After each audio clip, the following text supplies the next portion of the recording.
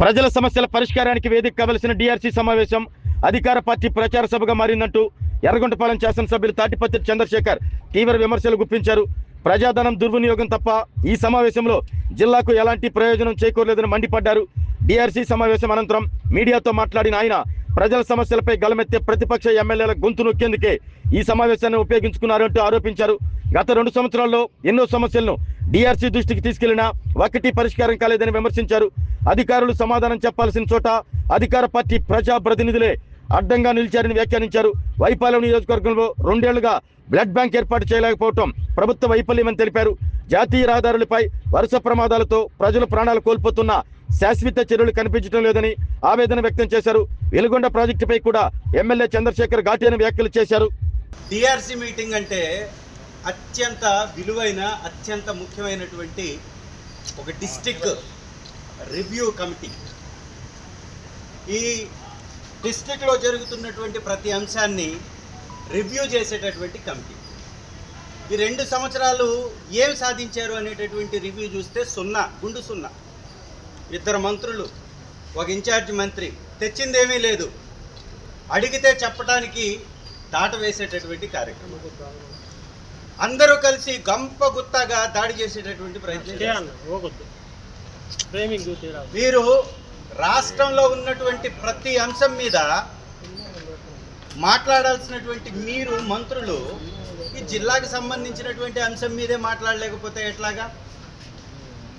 ఎర్రగొండపాలెం అనేది ఎస్సీ నియోజకవర్గం. ఎస్సీ నియోజకవర్గం అయ్యుండి కూడా ఎస్సీ బాలురి హాస్టల్ లేదు. ఇప్పటికీ 2 సంవత్సరాల ముందు చెప్పాం. ఈ రోజు వరకు ఏ మాత్రం చలనం లేనటువంటి మొద్దు చెవిటి గుడ్డి ప్రభుత్వాన్ని వీళ్ళు నడుపుతున్నారని చెప్పడానికి డిఆర్సీ మీటింగే ప్రత్యక్ష సాక్ష్యం. బోర్లు 32 బోర్లు శాంక్షన్ చేపించి జెడ్పీ గ్రాంట్లో కలెక్టర్ దగ్గర నుంచి పర్మిషన్ తీసుకుంటే ఈ రోజుకు బోర్లు వెయ్యనీలా. వాళ్ళ ఇష్టానుసారం వాళ్ళకి ఇష్టం వచ్చిన దగ్గర బోర్లు వేసుకుంటారు. దానికి ఏ రకమైనటువంటి పంచాయతీ తీర్మానాలు ఉండవు, ఏముండవు. ఈ రాష్ట్రంలో జరుగుతున్నటువంటి అన్యాయాలని ప్రశ్నించాల్సినటువంటి ప్రతిపక్ష పార్టీ గొంతుని నొక్కుతూ పోతూ ఉంటే ఇక డిఆర్సీ మీటింగ్ ఎందుకు? సొంత డబ్బా కొట్టుకోవడానికా? ఇవాళ జరిగింది సొంత డబ్బా కొట్టుకోవడం తప్ప మరొకటి కానే కాదు. వెలుగొండ ప్రాజెక్ట్ 1996లో, ఇప్పుడు ఎప్పుడండి? అప్పుడు కొబ్బరికాయ కొట్టానంటారు చంద్రబాబు నాయుడు గారు. ఇప్పటికి ఇంకా R&R ప్యాకేజీ ముక్కుతూ మూలుగుతూ 300 కోట్లు మాత్రమే ఇచ్చింది. దానికి పాలాభిషేకాలు, క్షీరాభిషేకాలు, పెద్ద పెద్ద ప్రకటనలు చూస్తే సంవత్సరాల నుంచి వాళ్ళ జీవితాలను అక్కడ గడిపినటువంటి అక్కడ సంబంధం కలిగినటువంటి నిర్వాసితులకి R&R ప్యాకేజ్ ఇవ్వాలి. దాని గురించి ఏం మాట్లాడారు? ఓవరాల్గా ప్రతిపక్ష గొంతుని నొక్కి సొంత డబ్బా కొట్టుకోవడానికే ఈ ప్రభుత్వ నిధుల్ని దుర్వినియోగం చేస్తూ ఈ డిఆర్సీ మీటింగ్లు కండక్ట్ చేస్తున్నట్టు ఉంది తప్ప మరొకటి కానే కాదు. అందుకే మీడియా మిత్రులందరినీ బయటకు పంపించేశారు.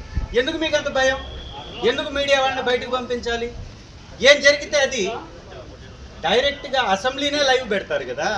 మరి అసెంబ్లీనే లైవ్ పెడుతున్నప్పుడు జిల్లా అసెంబ్లీ డిఆర్సీ అంటే అలాంటిది మీరు లైవ్ ఎందుకు ఇవ్వలేకపోతున్నారు? ఎందుకు మీరు వీడియోగ్రాఫర్లని, జర్నలిస్ట్ని బయటికి తరిమేస్తున్నారు? 2 మంత్రుల నుండి కూడా ఒక థెఫ్ట్ అయినటువంటి ట్రాన్స్ఫార్మర్ని ఈ రోజు వరకు రెక్టిఫై చేయించలేకపోయారు. జగనన్న కాలనీలో ఉన్నటువంటి ట్రాన్స్ఫార్మర్ను తీసుకెళ్ళి చెడిపోయిన వాటికి వాడుకుంటున్నారు. ఎర్రగొండపాలెంలో వైఎస్ఆర్ కాంగ్రెస్ పార్టీ ఆధ్వర్యంలో ప్రభుత్వంలో ఇచ్చిన జగనన్న కాలనీలో ట్రాన్స్ఫార్మర్లన్నీ తీసేశారు. ఎందుకో తెలుసా? ఈ ట్రాన్స్ఫార్మర్లన్నీ తీసుకెళ్ళి పొలాలలో పెట్టుకున్నారు. అక్కడ చెడిపోతే అవి రిపేర్ చేయించకుండా, కొత్త తీసుకురాకుండా ఇక్కడికి తీసుకెళ్ళి అక్కడ పెట్టుకుంటారు. ఇలాంటి ప్రభుత్వాన్ని నడుపుతూ మళ్ళీ గొప్పలు చెప్పుకునేటటువంటి ప్రయత్నం చేయడం ఇది అత్యంత దుర్మార్గం. ఈ జిల్లా వెనకబడ్డ జిల్లా. దీని డెవలప్మెంట్ కోసం పనిచేయాలి. ఎవరైనా మాట్లాడేటటువంటి వాళ్ళ యొక్క వాయిస్ తీసుకోవాలి, సరి చేసుకోవాలి, సవరించుకోవాలా, తప్పెక్కడుందో పరీక్షించుకోవాలి.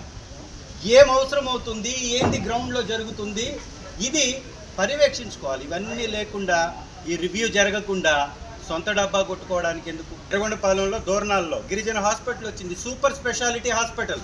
పుల్లను తీసి పక్కన పెట్టాలి. ఈరోజు యాక్సిడెంట్లు అయ్యి బిడ్డలు చనిపోతున్నారు. బ్లడ్ బ్యాంక్ లేదని మొదటి రోజు గవర్నమెంట్ వచ్చిన మొదటి రోజు ఇచ్చాను 100 పడకల ఆసుపత్రి ఇచ్చాం ఎర్రగొండపాలెనికి. జగన్మోహన్ రెడ్డి గారి ఆధ్వర్యంలో ప్రభుత్వంలో 100 పడకల హాస్పిటల్ వచ్చింది. దాంట్లో బ్లడ్ బ్యాంక్ని ఏర్పాటు చేయండి అంటే 2 సంవత్సరాలు సార్, ఈ రోజుకి బ్లడ్ బ్యాంక్ ఏర్పాటు చేయాలి.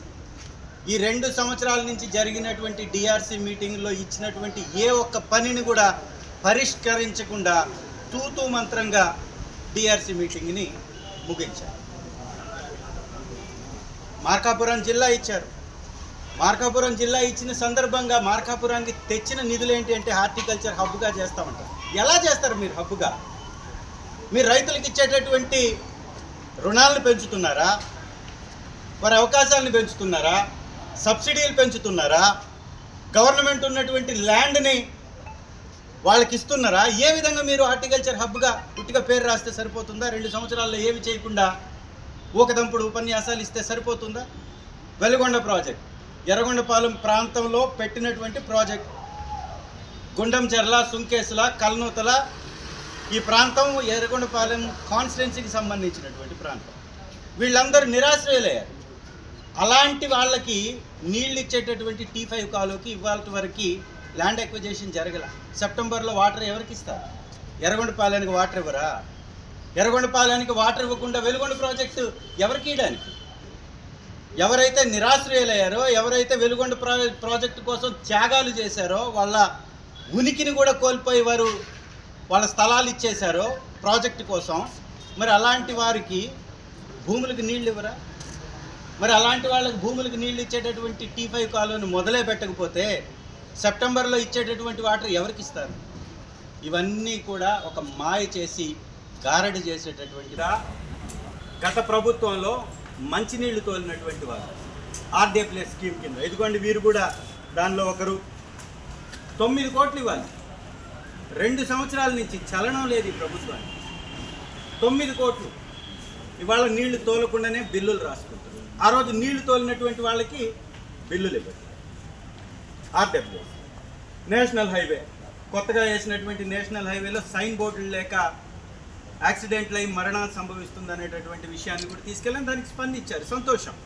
కానీ ప్రాణం పోయిన తర్వాత వెనక్కి ఎలా వస్తుంది? రైతులు ఎక్కడికక్కడ చెరువుల్లో మట్టి తీసుకొని పొలాల్లో వేసుకోవాలి అంటే 87 రూపాయలు క్యూబిక్ మీటర్కి ఇస్తే సరిపోతుందని ఆర్డర్ పాస్ చేశారు. ఒక్క ట్రాక్టర్ మట్టిని కూడా రైతుల్ని తీయనివ్వట్లేదు. 600 రూపాయలకి ట్రాక్టర్ అమ్ముకుంటుంది. మొత్తం ఎక్కడ చూసినా కానీ అవినీతి, మోసం, దళారీ వ్యవస్థ, ఇసుక నుంచి, మట్టి నుంచి, మద్యం నుంచి పథకం వరకు పూర్తిగా అస్తవ్యస్తమైనటువంటి పరిస్థితిలో వ్యవస్థలను నడిపిస్తున్నటువంటి కూటమి ప్రభుత్వం చర్చించడానికి, చర్చ చేయడానికి వాళ్ళు సిద్ధంగా లేరు అనేది వాళ్ళ డిఆర్సీ మీటింగ్లో స్పష్టంగా అర్థమైంది. మంత్రులు లేస్తారు, ఎమ్మెల్యేలు లేస్తారు, అధికారులు లేస్తారు. అధికారి చెప్పాల్సినటువంటి సమాధానం మీరెందుకు చెప్తారు? మీరు ఇంకా బాధ్యతగా వ్యవహరించాలి కదా. ఒక సమస్య పరిష్కరించబడలేదు అంటే అధికారి సమాధానం చెప్తాడు, మీరు రివ్యూ చేసుకోవాలి, ఇది వాస్తవమా కాదా. డబ్బులు సంపాదించేటటువంటి వ్యవస్థలుగా మార్చేశారు. అవినీతి చేసుకోవడానికి అడ్డగోలు దోపిడీ చేస్తున్నారనే దానికి ఇవాళ అధికారులకి వాళ్ళు సపోర్ట్ చేసిన విధానమే తెలియపడుతుంది. Thank you. మీటింగ్లో ఏమైనా క్వశ్చన్ చేశారా? చేశాం కదా. గత 2 సార్లు గత 2 డిఆర్సీ మీటింగ్లో ఇచ్చినటువంటి అర్జీల పరిష్కారం ఎందుకు కాలేదని అడిగాను. 2 సంవత్సరాలు అయింది కదా, ఇన్ని రోడ్లు ఇచ్చాము, పంచాయతీ రాజ్ కింద ఉన్నటువంటిది, R&B కింద ఉన్నటువంటిది, నేషనల్ హైవే కింద ఉన్నటువంటి ఇన్ని రోడ్లని చెయ్యమని ముందు శంఖమూదినట్లు అయిపోయింది తప్ప ఉపయోగం ఏముంది? ఒక జిల్లాలో 2 మంత్రులు ఉండి వారు చేయకపోతే ఇంకెవరి దృష్టికి తీసుకెళ్ళినా ఏం ఉపయోగం? RWSకి వాటర్కి సంబంధించి ప్రభుత్వంలో ఉన్నటువంటి IAS గారు, RWS అధికారిగా ఉన్నటువంటి కాంతిలాల్ దండే గారిని కలిసి రిప్రజెంటేషన్ ఇవ్వడం జరిగింది. R&R ప్యాకేజ్ కోసం ప్రిన్సిపల్ సెక్రటరీ గారిని, శశిభూషణ్ గారిని కలిసి రిప్రజెంటేషన్ ఇవ్వడం జరిగింది.